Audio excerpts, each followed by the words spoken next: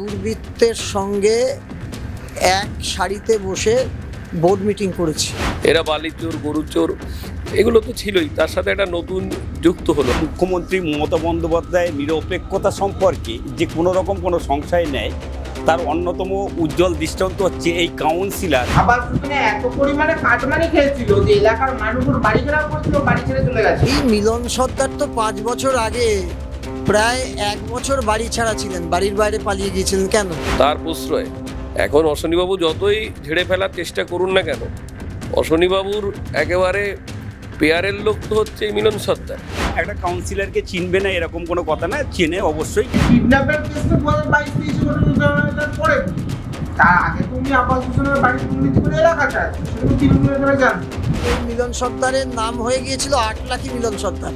কারণ বারাসাতে পুরো ভোটের দিন 700-800 বহিরাগত ঘুরে বেড়াচ্ছিল ওপেন অস্ত্র নিয়ে। শিক্ষাগত যোগ্যতা হওয়া উচিত, তার যেমন অস্বচ্ছ হওয়া উচিত, তার যেমন চোর চিটিংবাজ কিডন্যাপার টাকা খুনি হওয়া উচিত। পৌরসভার ওয়ার্ডে ওয়ার্ডে এইরকম শেখ শাহজাহান মিলন সর্দাররা বহল তবিয়াতে বসবাস করছে। তৃণমূল কংগ্রেসের লোক পয়সা মারা যায় এমন কোনো জায়গা ছাড়েনি, জল স্থল পাতাল একদম। সম্প্রতি আমরা দেখলাম বারাসাত 2 নম্বর ওয়ার্ডের কাউন্সিলর মিলন সর্দার, তিনি সিআইডির হাতে গ্রেপ্তার হলেন। একাধিক দুর্নীতির যোগ রয়েছে তার, কি বলবেন? আসলে তৃণমূল কংগ্রেস করবে আর দুর্নীতি করবে না, কাটমানি খাবে না, এগুলো হয় নাকি? এটা তো হতে পারে না। না, সমস্ত জায়গায়। তবে একটা নতুন জিনিস বারাসাতবাসী না গোটা পশ্চিমবঙ্গবাসী একটা নতুন জিনিস দেখলো, যে তৃণমূলের কাউন্সিলর অপহরণের সাথে যুক্ত। এরা বালিচোর গরুচোর এগুলো তো ছিলই, তার সাথে একটা নতুন যুক্ত হলো আর কি, অপহরণকারী। আর মিলনের বিরুদ্ধে মিলন সর্দার, আপনি যদি ওর ব্যাকগ্রাউন্ডে যান দেখবেন এই ওভারব্রিজের নিচে যে সোনার দোকানটা প্রথম যেখানে শেষ হলো আর কি, ডাকবাংলো মোড়ের আগে, ওই সোনার দোকানের কাজ করতো, সামান্য কর্মচারী ছিল। 2015 সালে কাউন্সিলর হলো 33 নম্বর ওয়ার্ডের। তারপর থেকে এখন যারা যে পুরো পিতা আছে আপনার অশ্বনীবাবু, যিনি চেয়ারম্যান, তার প্রশ্রয় এখন অশ্বনীবাবু যতই ঝেড়ে ফেলার চেষ্টা করুন না কেন, অশ্বনীবাবুর একেবারে পেয়ারের লোক তো হচ্ছে মিলন সর্দার, যার বিরুদ্ধে 33 নম্বর ওয়ার্ডে জনগণের টাকা নয়ছয় করা, কাটমানিকা সরকারি বাড়ির প্রকল্পে, এর অভিযোগ বহু আগেই ছিল। যে কারণে 33 নম্বর ওয়ার্ডে এতটা বিক্ষোভ হয়েছিল যে মিলন সর্দারকে বেশ কিছুদিন গা ঢাকা দিয়ে থাকতে হয়েছিল, এবং যে কারণে 33 এবার টিকিটটা দেয়নি। কিন্তু অশ্বনীবাবুর কল্যাণে উনি 2 নম্বর ওয়ার্ডের কাউন্সিলর হয়েছেন, এবং কি করে দিতেছেন সে সবাই জানে। কোন জায়গার লোক নিয়ে এসেছিলেন সবাই জানে, কোন লুঙ্গি বাহিনীকে নিয়ে এসেছিলেন, তাদের নেতা কারা ছিল সবাই আমরা জানি। কারণ বারাসাতে পুরো ভোটের দিন 700-800 বহিরাগত ঘুরে বেড়াচ্ছিল ওপেন অস্ত্র নিয়ে।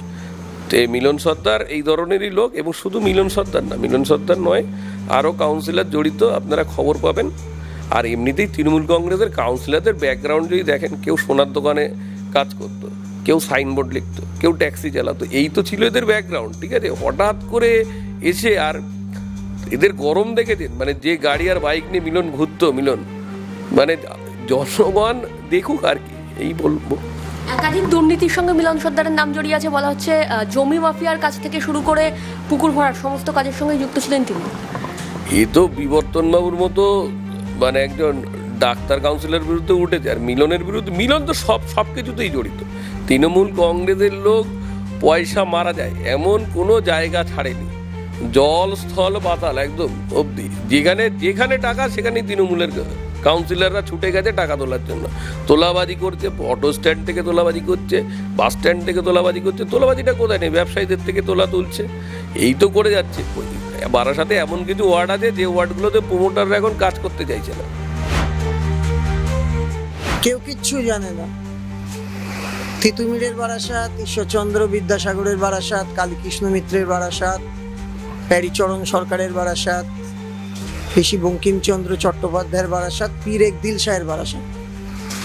ঐতিহ্য পরম্পরা নিয়ে আমাদের রাজ্যের মধ্যে অন্যতম জেলা সদস্য আমাদের প্রিয় বারাসাত। ছাত্রবেলা থেকেই এভাবে বারাসাতকে দেখে এসেছি, আবার রক্তদানের বারাসাতকেও দেখেছি। কিন্তু কিডন্যাপকারীর বারাসাত, এই যে তিতুমির, প্যারীচরণ সরকার, বিদ্যাসাগরের সঙ্গে যুক্ত হয়ে যাবে যে কিডন্যাপকারীর বারাসাত মিলন সর্দারের বারাসাত, এটা কোনোদিন ভাবিনি। এবং সবচেয়ে লজ্জা লাগছে যেটা, সেটা হচ্ছে আমিও পৌর প্রতিনিধি, প্রায় 2.5 বছর ধরে এই রকম একটা দুর্বৃত্তের সঙ্গে এক সারিতে বসে বোর্ড মিটিং করেছি, নিজেকে ভাবতেও লজ্জা লাগছে। মিলন সর্দারের নামে একাধিক দুর্নীতির অভিযোগ উঠে আসছে। জমি, একজনের জমি অপরজনের নামে করা থেকে শুরু করে পুকুর ভরাট সমস্ত অভিযোগ উঠে আসছে, এমনকি ভোট লুটেরও অভিযোগ উঠে আসছে। কতটা সত্যি? এই মিলন সর্দার তো 5 বছর আগে প্রায় 1 বছর বাড়ি ছাড়া ছিলেন, বাড়ির বাইরে পালিয়ে গিয়েছিলেন। কেন? তৃণমূল কংগ্রেস জানতো না? কাকুলি দেবীরা জানতেন না? নেতারা জানতেন না? সরকারি আবাস যোজনার টাকা প্রত্যেক বেনিফিশিয়ারির কাছ থেকে টাকা নিয়ে তারপরে পালিয়ে গিয়েছিল। এক সময় এই মিলন সর্দারের নাম হয়ে গিয়েছিল 8 লাখি মিলন সর্দার। লক্ষ লক্ষ টাকা চুরি করে পালিয়েছিল। কেউ কিছু জানতেন না, তৃণমূলের নেতারা সব জানতেন। আসলে যত চুরিতে হাত পাকাতে পারবে, 25-75-এর ভাগ দিতে পারবে, তাদেরই হাতিয়ার করে তৃণমূল কংগ্রেস তাদেরকে জনপ্রতিনিধি হওয়ার টিকিট দেবে, এটাই বাস্তব। এবং এই মিলন সর্দারের নামে এখন তো আরো ভুরি ভুরি অভিযোগ আসছে। ওই এলাকায় যান, মানুষ জানে কি সর্দার ছিলেন তিনি। আমরা শাহজাহানকে খুঁজছি, বাকিবুরকে খুঁজছি, এরকম সমস্ত পঞ্চায়েতে, সমস্ত পৌরসভার ওয়ার্ডে ওয়ার্ডে এইরকম শেখ শাহজাহান, মিলন সর্দাররা বহাল তবিয়াতে বসবাস করছেন। যেটা অপারেট করে রাজ্য সরকার, প্রতিটা রাজ্যেরই রাজ্য সরকার সিআইডি অপারেট করে। তো সুতরাং এখানে মিলন সর্দার যিনি মুক্তিপণের জন্য আর কি সেভারাল টাইমস কোনো একজনকে আটক করে রেখেছিল এবং মুক্তিপণ দাবি করেছে। অনেক বলছে এখানে কোটি কোটি টাকার গল্প আছে, আমি শুনেছি। এবং কেসটাও মানে ব্যারাকপুরে কোর্টে এই মুহূর্তে চলছে এবং মিলন সর্দারও সিআইডি হেফাজতে আছে।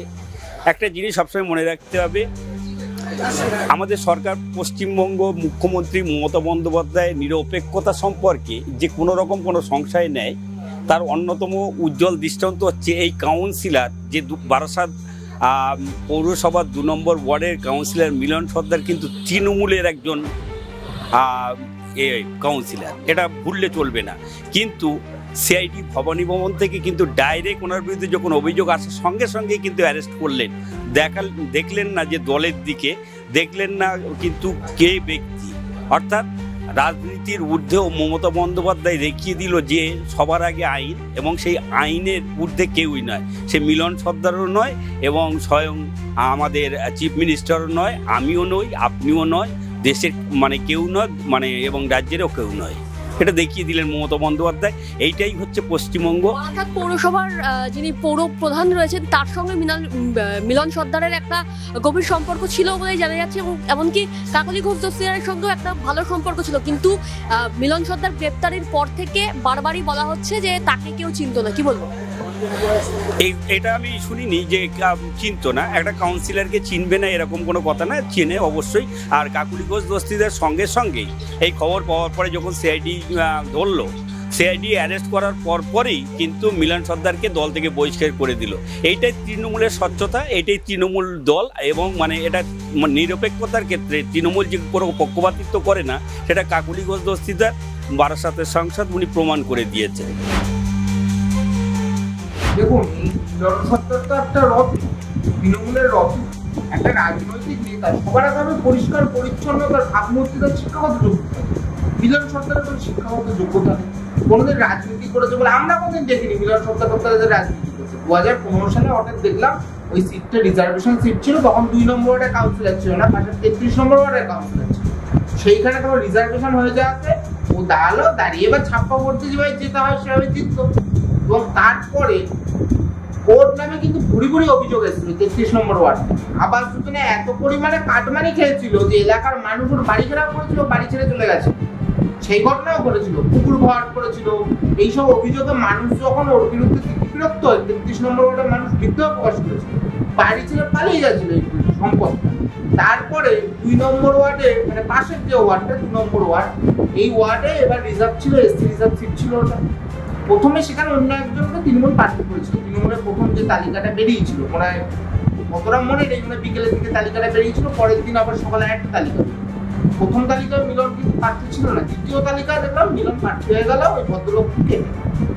যিনি প্রথম তালিকায় প্রার্থী ছিলেন দেখুন তিনি তৃণমূল করতে পারেন, তৃণমূলের সাথে আমাদের 100 যোজন পার্থক্য আছে, কিন্তু তিনি ব্যক্তিগতভাবে একজন অধ্যাপক এবং সৎ এবং চরিত্রবান মানুষ, স্বচ্ছ ভাবমূর্তির লোক হিসেবে আমরা সবাই তাকে চিনি। কারণ 2 নম্বর ওয়ার্ড মানে আমার পাশের ওয়ার্ড, এবং মানে ওখানকার ওয়ার্ড প্রায় প্রত্যেকটা মানুষকেই চিনি, ওনাকেও বছর ধরে চিনি। উনি একজন গবেষক, অধ্যাপক এবং স্বচ্ছ ভাবমূর্তির লোক ছিলেন।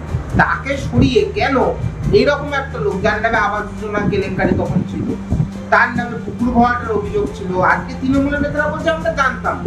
আচ্ছা, কিডন্যাপের কেসটা 2022-23 বছর পরে, তার আগে তো উনি আবাস যোজনার বাড়ির দুর্নীতি করে এলাকা ছাড়াচ্ছিল, সেটা তো তৃণমূলের নেতারা জানতো।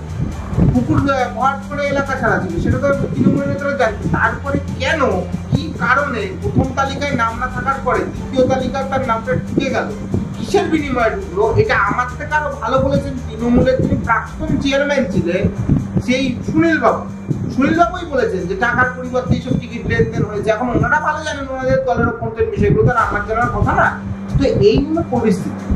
এইরকম নিকৃষ্ট মানের লোকেরা আজকে বারাসাতের জনপ্রতিনিধি, এবং ভোট তো 2 নম্বর ওয়ার্ডে কোনো ভোটই হয়নি। সকাল 8টা দিয়ে ছাপ্পা হয়েছে, সকাল 8টা দিয়ে 10টা অব্দি ছাপ্পা হয়েছে। ওখানে 10টা ছাপ্পা করার পর ওই বাহিনী এসছে আমাদের এই 13 নম্বর ওয়ার্ড, যেখানে আমি বাসিন্দা, সেখানে এসে ছাপ্পা মেরেছে ওই বাহিনী এসে। মানে পুরোপুরি ছাপ্পা ভোটে যেটা একজন জনপ্রতিনিধি হলে যা হয়, তার যেমন চরিত্র হওয়া উচিত, তার যেমন শিক্ষাগত যোগ্যতা হওয়া উচিত, তার যেমন অস্বচ্ছ হওয়া উচিত, তার যেমন চোর, চিটিংবাজ, কিডন্যাপার, ডাকাত খুনি হওয়া উচিত, সেরকমই লোক। এরা আবার কি আছে, এইরকমই তো লোক হবে এরা। এছাড়া এরাই তো তৃণমূলের সম্প্রদায় দেয়।